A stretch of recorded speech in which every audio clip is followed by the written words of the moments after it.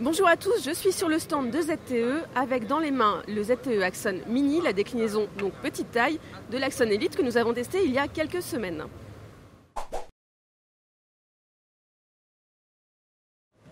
Ce ZTE Axon Mini ressemble beaucoup à l'Elite, on retrouve le même design avec les petits triangles incrustés, on a toujours le petit décor au dos, l'effet faux cuir au dos, bon le design est assez similaire, dans un format cette fois de 5,2 pouces au lieu de 5,5 pour l'écran Full HD.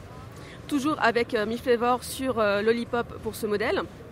On va avoir à l'intérieur non plus un Snapdragon 810 mais un Snapdragon 606, donc il est un petit peu moins haut de gamme.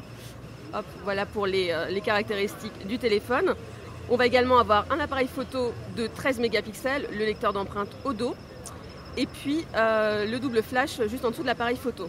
Ce qui nous intéresse ici, c'est pas tout à fait les caractéristiques du téléphone, même s'il est intéressant, c'est bien son écran qui est un écran Force Touch. Alors ici, il y a 2-3 petites fonctions à vous montrer. Je vais faire un essai en essayant de ne pas rater.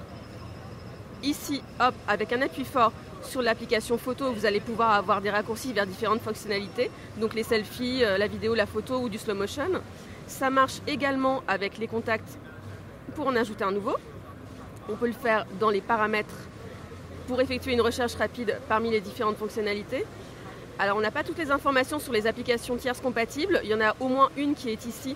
C'est une application de piano, alors vous entendrez peut-être pas exactement, mais selon la pression qu'on fait sur les touches, on va avoir un son plus ou moins fort. Hop. Alors là on n'entend rien, mais bon, normalement ça marche et vous avez aussi un retour haptique pour vous rendre compte de la puissance que vous avez mise dans la pression. D'ailleurs vous avez un menu qui est dédié à tout ça. Alors il faut que je le retrouve, il se trouve hop, juste ici, qui vous permet de voir donc quel est le niveau de pression que vous voulez avoir, les fonctionnalités qui sont associées. Juste ici, vous avez la possibilité de créer un mot de passe, donc un code PIN, pour déverrouiller votre téléphone en associant un niveau de pression spécifique à chacun des chiffres, ce qui permet que si quelqu'un connaît votre numéro de code PIN, il ne puisse pas forcément déverrouiller votre téléphone puisqu'il ne connaîtra pas la pression exercée sur les différentes touches. Je peux vous montrer ici sur ce modèle alors une petite démo qui est plutôt sympa. Vous pouvez, selon la pression que vous exercez sur le téléphone, justement avoir différents niveaux de lumière qui vont se mettre en route. Donc là j'appuie très fort, ça passe au rouge. Si j'appuie moins fort, c'est pas évident, je suis dans le jaune. Et légèrement, j'y arrive pas, je serai dans le bleu. Alors ça demande pas mal quand même de dextérité. Voilà pour ce ZTE Axon Mini. On va le retrouver en France, normalement il a été confirmé d'ici quelques semaines. Pour l'instant on le voit apparaître chez quelques revendeurs, il coûte un petit peu moins de 300 €.